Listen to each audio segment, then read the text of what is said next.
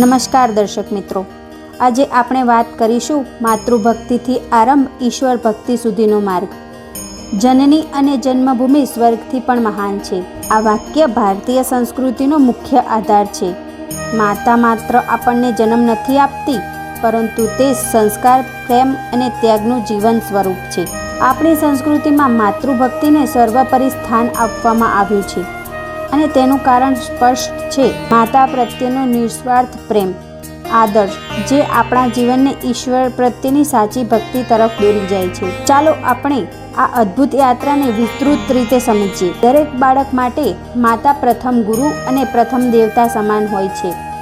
જન્મથી જ માતાને બાળકનું પાલન પોષણ કરે છે, તેના સંસ્કારોનું સિંચન કરે છે અને જીવનના પ્રથમ પાઠ શીખવાડે છે. માતાનો પ્રેમ નિસ્વાર્થ હોય છે, જેમાં કોઈ સ્વાર્થ નથી હોતો. તે પોતાના તમામ શક્તિ અને સમય પોતાના બાળકના કલ્યાણ માટે સમર્પિત કરે છે. માતાનો પ્રેમ આપણે નિસ્વાર્થતાથી સર્વોત્તમ દાખલો પૂરો પાડે છે. જ્યારે આપણે માતાને નિસ્વાર્થ પ્રેમથી અનુભવીએ છીએ, ત્યારે આપણે સમજવા લાગીએ છીએ કે સાચો પ્રેમ શું છે. માતાનું જીવન સેવા અને ત્યાગનું પ્રતીક છે.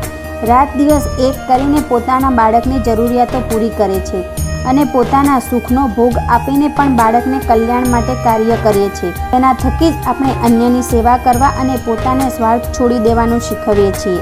આ ગુણો ભક્તિ માર્ગના પાયા છે, કારણ કે ઈશ્વર ભક્તિ પણ સેવા અને ત્યાગનું કેન્દ્ર સ્થાન છે. બાળપણમાં આપણે માતા પર સંપૂર્ણ વિશ્વાસ રાખીએ છીએ અને તેની શરણાગતિ સ્વીકારીએ છીએ. માતા જે કહે તે સાચું અને માતા જે કરે તે શ્રેષ્ઠ. આ ભાવના બાળકમાં સહજ હોય છે.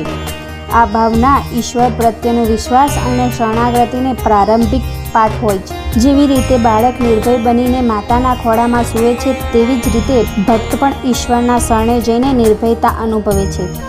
માતા પ્રત્યેની ભક્તિ એ કોઈ ઔપચારિકતા નથી, પરંતુ એક સ્વાભાવિક અને પવિત્ર ભાવના છે. જે વ્યક્તિને પોતાના માતા માટેનું સન્માન કરે છે, તેની સેવા કરે છે અને તેને પ્રેમ કરે છે, તે ઈશ્વરના પ્રેમ અને કૃપાને પાત્ર બને છે. માતાની સેવા અને તેના પ્રત્યેનો પ્રેમ આપણા હૃદયને શુદ્ધ કરે છે. જ્યારે આપણે નિસ્વાર્થ ભાવે માતાની સેવા કરીએ છીએ, ત્યારે આપણા મનમાંથી ક્રોધ, ઈર્ષા અને અહંકાર જેવા નકારાત્મક ભાવો દૂર થાય છે. જ્યારે હૃદય શુદ્ધ થાય છે, ત્યારે ઈશ્વર પ્રત્યેનો સાચો ભાવ પ્રગટ થાય છે. શુદ્ધ હૃદયમાં જ ઈશ્વરનો વાસ થાય છે. માતા પ્રત્યેની ભક્તિ આપણે નમ્રતા અને આદર શીખવે છે. આપણે માતાની સમક્ષ ક્યારેય અહંકાર રાખી શકતા નથી. તેની સામે આપણે હંમેશા વિનમ્ર રહીએ છીએ. આ ગુણો ઈશ્વરની ભક્તિ માટે અત્યંત આવશ્યક છે, કારણ કે ઈશ્વરને પામવા માટે અહંકારનો ત્યાગ કરવાનો અનિવાર્ય છે. નમ્રતા વિના ભક્તિ શક્ય નથી. માતા પાસેથી મળેલા સંસ્કાર અને તેના પ્રત્યેની ભક્તિ આપણામાં કરુણા અને દયાનો ભાવ જન્માવે છે. માતાનો પ્રેમ તેના પોતાના બાળક પૂરતો સીમિત નથી હોતો. તે અન્ય પ્રત્યે પણ દયા અને કરુણા રાખવાની શીખ આપે છે. આપણા ભાવ આપણા સર્વ જીવો પ્રત્યે સમભાવ રાખવા પ્રેરે છે, જે ઈશ્વરની વ્યાપકતા સમજવામાં મદદ કરે છે. જે વ્યક્તિ સર્વ જીવોને ઈશ્વરમાં જુએ છે, જેમ આપણે માતા પ્રત્યેની ભક્તિ ઊંડા ઉતરીએ છીએ, તેમ તેમ આપણને સમજાય છે કે આ નિસ્વાર્થ પ્રેમ અને ત્યાગનું મૂળ સ્ત્રોત પરમાત્મા જ છે. માતા એ ઈશ્વરનું એક સ્વરૂપ છે. ધીમે ધીમે આપણે સમજીએ છીએ કે જે પ્રેમ માતા આપણને આપે છે, તે જ પ્રેમ ઈશ્વરને સર્વ સૃષ્ટિને આપી રહ્યો છે. વૃક્ષ, પહાડ, નદી, પાણી, સર્વમાં ઈશ્વરનો પ્રેમ વ્યાપ. માતૃભક્તિ આપણને આ વ્યાપક દ્રષ્ટિકોણ પ્રદાન કરે છે. માતાના સ્વરૂપમાં આપણને ભક્તિનો આરંભિક માર્ગ બતાવે છે. આપણે માતાને જોઈ શકીએ છીએ, સ્પર્શી શકીએ છીએ અને તેની સાથે વાતચીત પણ કરી શકીએ છીએ. ધીમે ધીમે આપણને નિરાકાર સર્વવ્યાપી સ્વરૂપમાં પ્રત્યેક ભાવને વિકસાવે છે.